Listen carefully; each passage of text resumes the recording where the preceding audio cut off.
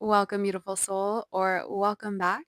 My name is Annika, and today we are going to do our timeless message. So, if you found yourself here, perhaps there's something here for you, and it's just a mirror. So, take what you wish to and leave what you don't wish to because you are cosmically creating in every quantum present moment.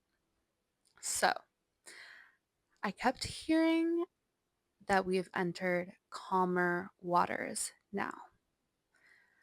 And this is in the sense of frequency, which is energy.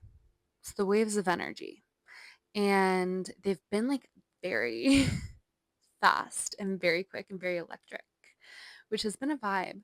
But I'm feeling like there is a widening of the waves. And this is creating space for us to be more precise and to refine.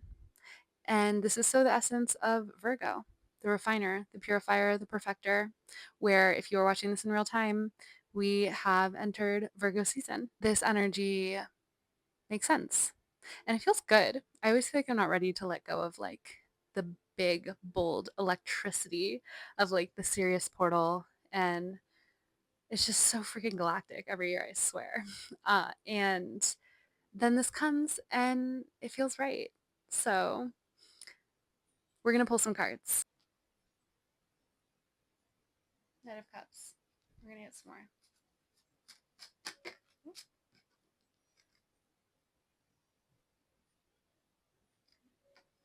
A lot of Cups energy. Oh, these are beautiful. I mean, these are so giving the energy of calmer waters. These are like pretty relaxed energies. So, first we got Nine of Cups.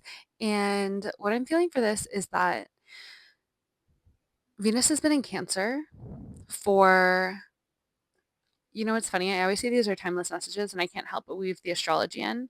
But if you find this at a later date, just know that it's because you are attuned to the energy of what's going on. So you can just ignore me talking about the astrological transits and just pick up on the energy and the messages that resonate with you. But we just were in Venus in Cancer, which was like kind of a secluded time of like healing and of self love, and even maybe some healing of the mother wounds that lead to greater self love, which then reflects in our external. It's like kind of like a hermiting phase, you know, you're like tending to yourself. You're in your cozy home, you're in your crab shell, and the focus is more inward in terms of what you're valuing and what you love and the way you love. And then now we're in Venus and Leo, and it's like you've cultivated a new level for yourself wherever you were at before of emotional maturity that now like you're ready to share with somebody else.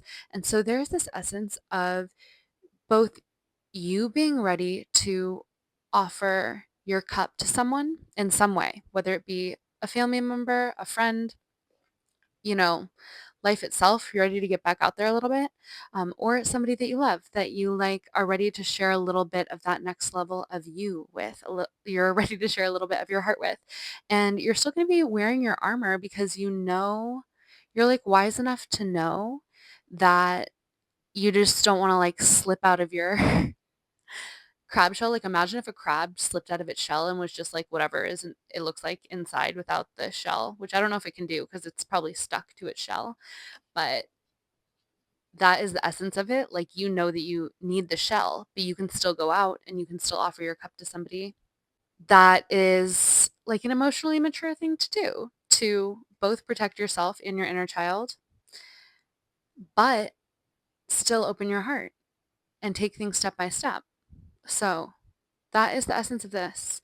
And it's beautiful. I mean, look at this knight. He is like, he's, look at his gaze. It's like he's got his eye on something and he's ready to have a new experience. And this experience is something that like invokes a sense of love and joy. Like there's such a sweetness in his eyes. I'm getting Pisces energy. You can see the fish. Also, the chariot with the horse. It's like you're ready for some forward movement in like your emotional creative realms. You were like going within previously and alchemizing, and like it's not like you want to blast off into the universe like a rocket, but like you're ready to like take a gentle, mature, intentional step out there, with an open heart and still some healthy, mature protection of yourself. So then we have Eight of Cups. So as you step out into this like fresh new energy, you're also leaving some things behind. And the things that you're leaving behind are all the beliefs and baggage that come from like past emotional cycles of your life that are just not yours to carry anymore. They're just not yours to carry anymore. And you are guided by a higher force. And you're ready to walk forward lighter and brighter. And like, as you do this, the divine like is arranging things in your favor as a like reflection of you being willing to let go. So whenever anything comes up that is like entices you to hold on to a past belief about how something you're going to experience in the future is going to end up like your past, that is inevitable. That is inevitable. So when you start to experience something that is more of like what you are calling in for yourself, let's say it's like relationships. Let's use the example of friendships. And all of a sudden you start to experience people being really magnetically drawn to you and showing a lot of love for you. And you're like, whoa, oh my God, like this is happening. But at the same time, like a fear arises where if you weren't conscious of it, you would just self-sabotage in some way. But if you're conscious of it, you're like, oh my gosh, this is coming up because in the past I had been abandoned by people who love me. So now I find people loving me brings up fear that just means that like they're about to leave me. So this is just an example. So it could be in romantic love, it could be in, creative works, but the idea is just that when you notice yourself having like an intense reaction to something that is what you have been asking for, catch it, don't block your blessings. Like just watch it because that is the alchemical gaze of your pure consciousness, then it can allow you to move past the pattern and you can even actually affirm. So let's say that exact situation happens. You could affirm in that moment. You're like, oh my God, that's so silly. I realized that like instead of just like receiving this love and appreciation that I'm getting all around me, I'm actually fearing it. And I'm instead going to affirm, I am love. I let love in. I receive love. I am lovable. Love is always pure and long lasting in my reality because it is a reflection of the love that I am. And that's how you start to like alchemize and reprogram and fully embody that new self in the present moment. You literally are catching it at the moment. I heard this really powerful teaching from this guy named, I think it's David Guillaume or something. He teaches Kabbalah and it talks about the ultimate question of, do we have free will or is it all predetermined? You could argue that forever. He says that in the Kabbalistic teachings, they say your free will activates at the moment where you're faced with like difficulty. And it's like, which path am I going to choose? How am I going to look at this? What am I going to do? And so like that is the alchemization point where it's like that timeline or that timeline. This is that opportunity as we embark after a state of like internal healing and gestation, as we embark outwards to know that that is inevitable. So you can catch it beforehand and you can reprogram whatever affirmations counter the belief that you feel arising in you and affirm what you are actually wanting to experience. That's codes. Let me know how it goes if you give that a try. That is you're literally just picking the timeline you want. That's the how. That's the how. Sometimes I remember when I first started with all this stuff and I would always like hear about the what and the why, but never the how. So that's the how. That is a how. There are many hows. We'll try to drop more in. Okay. Then we also got Six of Pentacles. So you are worthy of equal and reciprocal relationships in your career, in your love relationships, in your friendships. And I have a sense that like that is like what you're seeking now. You're like out here with your cup, but your eyes, that gaze is on someone, something that also has a cup. You are so worthy of that. And that is your new reality.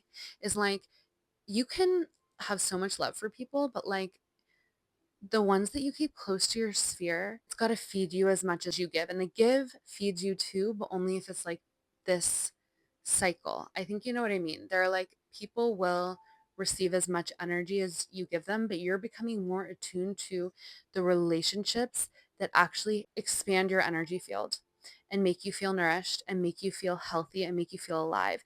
And you need that to be able to do what you need to do in this lifetime. So you can honor that and know that it's for the greater good. And that honestly, this coming up is that's what you're going to experience. You're going to experience this equal give and take. Okay. And then we'll finish this off with the moon. So the moon, as you embark on this new journey, there are things that are hidden from you that the divine is organizing in your favor behind you that you cannot see that you're going to experience. I mean, in the relative future, like let's say like within like the next month, there are things that are coming to you because your frequency has shifted, because you have alchemized a lot. And when you make space and you shift your vibration, and then also like when the things come up in your physical reality to kind of test you, and by that I mean like you get to test drive yourself at this new frequency, and you'll always have points where you have to choose it, and you have to choose it, and you're like locking in the new belief, you're like locking in the new embodiment. And there are things that are hidden that are going to bring you a lot of fulfillment and a lot of joy. Perhaps other people with these cups that are coming to meet you, a lot of opportunities to feel reciprocated and poured into. There's also a big message about your intuition increasing at this time. And as we start to head into the darker months, like we're not quite there yet, but as things start to calm down in the external reality, the voice within is going to get louder in a good way. But this is also encouraging you to really start to listen. And so what are some ways to do that? Meditating, having time to yourself, going up and staring at the stars, staring at the moon. This like is so correlated to the priestesses of Avalon and the ones who had the ancient wisdom. Where did they get that wisdom from? They downloaded it from the celestial spaces and from the ethers. And you have the capacity to do the same thing. The more that you open the channel and the more that you quiet all the noise, the more that you'll begin to experience that. There are also a bunch of eclipses coming up. So I'm just have to, as I say, like go out under the stars. I just have to put a PSA. Don't go outside during an eclipse exacting. That's like the one energy you don't want to be out under, or one of them. That's my little PSA. I'll be giving more obviously, but I'm excited for you. This is a beautiful energy. So you're going out on a new adventure, and it's like a soft one. It's a beautiful one. It's a creative one. It's an emotional one. And it is going to actually, I think, bring you to people that also feel like home to you, and that are going to be, it's going to be like a lot of like emotionally fulfilling relationships on all levels. Okay, you guys, we ran out of space. I think that is the universe saying, let's end it. If you're still watching, like, comment, subscribe. Really helps the channel and also helps me tap into the vibes for all of us for future readings. I'll catch you on the next one. Much love.